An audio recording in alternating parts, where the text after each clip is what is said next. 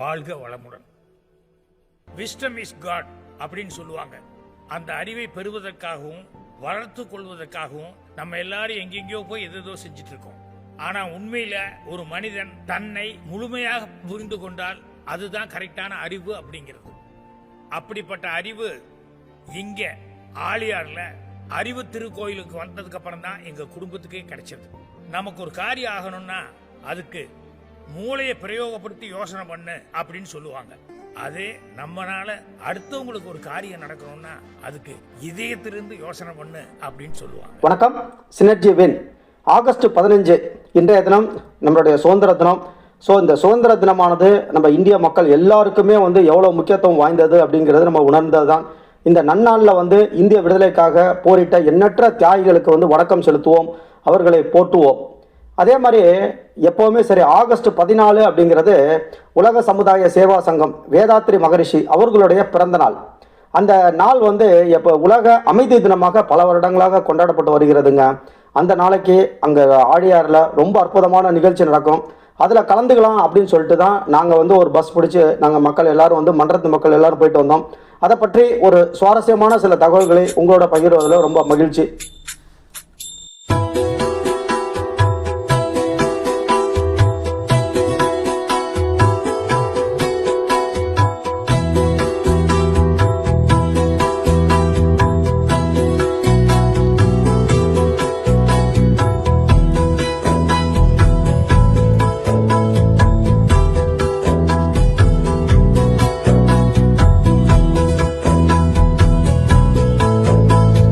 So August 13 night நாங்கள் பஸ்ஸில் புறப்பட்டோம்.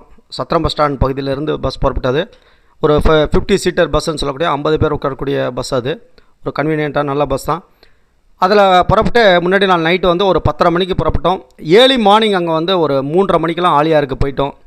So 3:30 மணிக்கு நாங்கள் போன உடனே அங்கே கொஞ்சம் ரெஃப்ரெஷ்மெண்ட்லாம் பண்ணிவிட்டு ஒரு 5:30 மணிக்கெலாம் வந்திருந்த அன்பர்கள் எல்லாருக்கும் டீ எல்லாம் கிடைச்சது.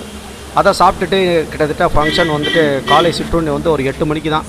ஏன் டயத்தை வேஸ்ட் பண்ணோன்னே அப்படின்னு சொல்லிட்டு பக்கத்தில் இருக்கக்கூடிய மங்கி ஃபால்ஸுக்கு நாங்கள் எல்லோரும் போயிட்டோம். ஒரு சில பேர் நாங்கள் வரல, இங்கேயே இருக்கோம் அப்படின்னாங்க. நாங்கள் மங்கி ஃபால்ஸுக்கு போயிட்டு அற்புதமாக அந்த கட்டணத்தை செலுத்தி 50 ரூபா அதுக்கு டிக்கெட்டு, அதையும் செலுத்தி அற்புதமான ஒரு குளியல், ரொம்ப ஜம்முன்னு சொல்லிவிட்டு குற்றாலத்தில் வர்ற மாதிரி தண்ணி அதை விட பல மடங்கு அற்புதமாக தண்ணி வருது. ஒரு அற்புதமான ஒரு குளியல் ஒன்று போட்டோம்.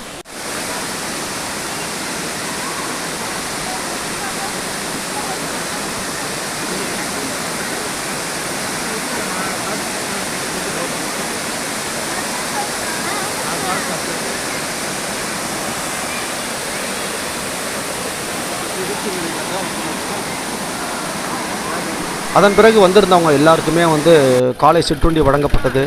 ஸோ உள்ளர என்ட்ரன்ஸ் நுழையும் போதே எத்தனை பேர் வருகிறார்கள் அப்படிங்கிறத சிஸ்டம் மூலியமாக கம்ப்யூட்டரில் கனெக்ட் பண்ணிக்கிட்டே இருந்தாங்க.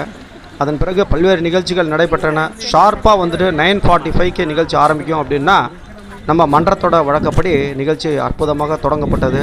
ஸோ இது வேதாத்ரி மகரிஷியுடைய 115வது ஜெயந்தி விழா, அவருடைய உலக அமைதி தினமாக இது கொண்டாடப்படுகிறது. அதனால் அங்கே சொற்பொழிவாற்ற தலைவர் எஸ்கே மயிலானந்த் அவர்கள் உள்பட மற்றும் எல்லா தலைவர்களும் சொன்னதே இன்றைய தினம் உலகத்தில் அமைதியின்மை தான் அதிகமாக இருக்குது. எந்த நாடு எந்த மக்கள் எடுத்தாலும் சரி, பல்வேறு நாடுகளுக்கிடையே போர் நடைபெற்று கொண்டு வரதுனால உலகத்தில் உள்ள மக்கள் ஒரு அமைதியற்ற சூழ்நிலை தான் இருக்காங்க. அதெல்லாம் இல்லாமல் இன்றைய தினம் நிச்சயமாக நம்ம உலக மக்களுக்காக வேண்டிக் கொள்வோம். உலகத்தில் எல்லா நாடுகளும் சமாதானமாக, ஒற்றுமையாக, அமைதியாக, ஒரு பண்பட்ட உலக தேசமாக இருக்கணும் அப்படின்னு சொல்லிட்டு தான் சொன்னாங்க. ஸோ நகைச்சுவையாக ரொம்ப அற்புதமாக பட்டிமன்ற பேச்சாளர் எல்லாரும் பேசியிருந்தாங்க.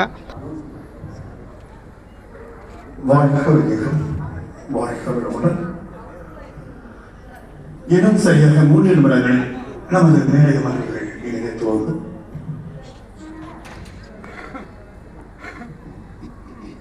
வாழ்க வையகம், வாழ்க வையகம், வாழ்க வளமுடன். குருபுகள் வாழ்க, குருவே துணை. அனைவருக்கும் எமது இனிய காலை வணக்கங்களும் வாழ்க வளமுடன் என்ற வாழ்த்துகளும். சன்னீசியா 2 முஸ்லீம் தானே, 2 பேரும் அடிச்சுக்கலாம். கேத்தலிக்கும் புராட்டஸ்டன்ட் கிறிஸ்துவம் தானே, 2 தேசம் அடிச்சுக்கிறோம்.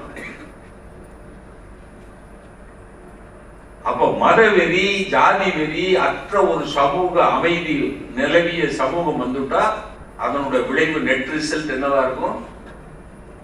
என்னவா இருக்கும்? உலக அமைதி. இப்படிதான் என்னவா இருக்கும்னு ஒரு ஊர்ல கேட்டேன். அதன் பிறகு சுமார் ஒரு 12:30-1 மணிக்கு நிகழ்ச்சி முடிவுற்று அங்கே வந்திருந்த அனைவருக்கும் வந்து மதியானம் ஒரு அற்புதமான ஒரு விருந்து ஏற்பாடு செய்யப்பட்டிருந்தது. அந்த விருந்தையும் வந்து மக்கள் அனைவரும் சாப்பிட்டுட்டு அதன் பிறகு அங்கேருந்து கிளம்புனாங்க. மொத்தத்தில் வந்து அங்கே அட்மினிஸ்ட்ரேட்டிவ் ஆஃபீஸர் இருந்தார். அவர்கிட்ட நான் பேசிகிட்டு இருந்தேன். அவர்கிட்ட வந்துட்டு எத்தனை பேர் சார் இது மாதிரி வந்திருக்காங்க அப்படின்னு சொல்லிட்டு 4441 பேர் வந்து காலையில் இருந்து மத்தியானம் 12:30 மணி வரைக்கும் உள்ளார என்ட்ரன்ஸ் ஆகியிருக்காங்க அப்படின்னு சொல்லிட்டு சொன்னார். சிஸ்டம் வச்சு ஏதோ என்ட்ரு பண்ணிகிட்டு இருந்தாங்க அவங்க. ஸோ குறைந்தபட்சமாக அதில் ஒரு 2-3% மக்கள் தான் சாப்பிடாமல் போயிருப்பாங்க. அப்போ 4441 ஒரு 4200 பேராவது நிச்சயமாக மதிய உணவு அங்கே வழங்கப்பட்டிருக்க வேண்டும்.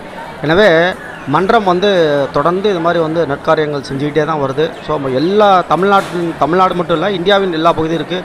இன்னும் சொல்லப்போனால் உலகத்தின் பல பகுதிகளில் இருக்குது. ரொம்ப அற்புதமான அதனுடைய சேவைகள் வந்து நிச்சயமாக பாராட்டுக்குரியது, ரொம்ப அற்புதமானது. அதன் பிறகு மத்தியானம் வந்து வந்திருந்த மக்கள் அனைவருமே சரி அவங்கவுங்க கிளம்பி அவங்கவுங்க ஏரியாவுக்கு புறப்பட்டு போகணும். நாங்களும் வந்து மத்தியானம் ஒரு 2:30 மணிக்கு அங்கேருந்து கிளம்பி நேரடியாக அந்த ஆழியாறு டேம் அங்கே வந்து சுற்றி பார்த்துட்டு அதன் பிறகு திருச்சி நோக்கி பயணமானோம். ஒரு அற்புதமான ஒரு பயணம் அப்படின்னு சொல்லிட்டு சொல்லலாம். வாழ்க வளமுடன், வாழ்க வளமுடன். வேதாத்ரி மகரிஷியோட புகழ் என்றென்றும் நிலைத்திருக்கட்டும் அப்படின்னு சொல்லிட்டு நிச்சயமாக சொல்லலாம். குரு வாழ்க, குருவே துணை. நிச்சயமாக அடுத்த முறை ஒரு வாய்ப்பு இருந்தால் நீங்களும் எந்த மக்களும் யாருமே வந்துட்டு கலந்து கொள்ளலாம். இதில் ஆழியாறில் இருக்கக்கூடிய அறிவு திருக்கோயிலுக்கு யார் வேணால் விசிட் பண்ணலாம். அங்கே போய் வந்து சுற்றி பார்க்கலாம். அற்புதமான ஒரு தோட்டம் இருக்குது. மகரிஷியோட நிகழ்ச்சிகள் அனைத்தும் அங்கே வந்து அவருடைய கேலரியெல்லாம் வச்சுருக்காங்க. எல்லாத்தையும் பார்த்துட்டு வரலாம். இந்த தகவல்கள் வேணும் அப்படின்னாலும் உங்கள் கமெண்ட் செக்ஷனில் நிச்சயமாக கேளுங்க. முழு தகவல் நான் சொல்கிறேன். வாழ்க வளமுடன், வாழ்க வளமுடன்.